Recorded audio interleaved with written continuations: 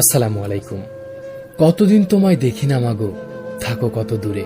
প্রবাস জীবন লাগে না ভালো তোমার কোল ছেড়ে। প্রবাসী মানেই নিঃসঙ্গতা আর চোখের জলে বালিশ ভেজানোর এক কমন গল্প। কেউ প্রবাস জীবন বেছে নেয় নিজের ক্যারিয়ারের জন্য, আবার কেউ বা নিজের পরিবারের জন্য। প্রতিটা প্রবাসী রাতে এটা ভেবে ঘুমায়, হয়তো সকালে দেশ থেকে তার পরিবারের কেউ একজন ফোন করে বলবে, তোর আর বিদেশ থাকা লাগবে না, তুই দেশে ফিরে আয়, এখানে কিছু একটা করে খাবি। প্রতিটা প্রবাসী ওখানে গায়ের রক্ত ঘাম করে ঝরায়, আর সেই প্রবাসীর বউ বাচ্চা ছোট ভাইয়েরা সেই টাকা দুহাতে উড়ায়। কি পায় একটা প্রবাসী বলতে পারো? না পায় পরিবার পরিজন, না জুটে একটু আদর ভালোবাসা, এমনকি নিজের খাবারটা পর্যন্ত নিজে হাত পুড়িয়ে রান্না করে খেতে হয়। পাঠ্য বইয়ে প্রবাসীদের রেমিটেন্স যোদ্ধা বলা হলেও দেশে নেই তাদের কোনো ভাতার ব্যবস্থা, নেই কোনো মৃত্যু পরবর্তী তার পরিবারের দায়িত্ব নেবার সরকারি নিশ্চয়তা। দেশে ৭১-এর মুক্তিযোদ্ধাদের কোটা আছে, সম্মাননা পুরস্কার আছে, কিন্তু যারা আজও দেশের উন্নয়নে পরোক্ষভাবে নিজের গায়ে রক্ত ঝরিয়ে যাচ্ছে, তাদের সন্তানরা তো কোনো কোটা পাচ্ছে না।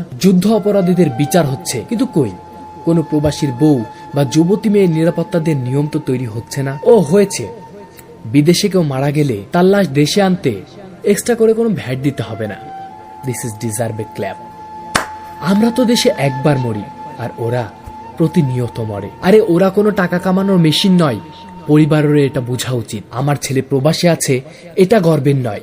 আমার ছেলে নুন ভাত যাই খাক, আমার চোখের সামনে আছে, এটাই সবচেয়ে বড় শান্তি। দেশে বাবা মা আত্মীয় স্বজন বা কেউ মারা গেলে বাথরুমে ট্যাপ ছেড়ে বা মুখে হাত চেপে কান্না করে চোখ মুছে হেসে ওঠা মানুষটার নাম প্রবাসী। নিজের বউটা আর আগের মতো কথা বলতে চায় না, তবুও কাউকে অভিযোগ করতে না পেরে নিকোটিনের ধোঁয়ায় নিজের কষ্ট ওড়ানো মানুষটার নাম প্রবাসী। কাজের নামে ড্রেন পরিষ্কার, বাগান পরিষ্কার, ড্রাইভার, হোটেলের ওয়েটার, জীবনের মায়া ত্যাগ করে বিল্ডিং এর চোরায় ওঠা মানুষটার নাম প্রবাসী। হাত ভেঙে, পা ভেঙে, মেরুদণ্ডে শিরদাঁড়া ভেঙেও ফোনের ওপাশের কাউকে হাসি মুখে ভালো আছি বলা মানুষটার নাম প্রবাসী। যদি ৭১-এর মুক্তিযোদ্ধাদের থাকে কোটার ব্যবস্থা, থাকে তাদের পরিবারের জন্য বিশেষ নিরাপত্তা, সম্মান ও সুযোগ সুবিধা, তবে প্রবাসীদের সন্তানদেরও কোটার ব্যবস্থা করতে হবে। প্রবাসীদের বউ বাচ্চার নিরাপত্তার নিশ্চয়তা দিতে হবে। কেননা যেই পরিবারের পুরুষ মানুষ থাকে না, সেই পরিবারের মেয়েদের উপর সুযোগ নেয় এই সুশীল সমাজ।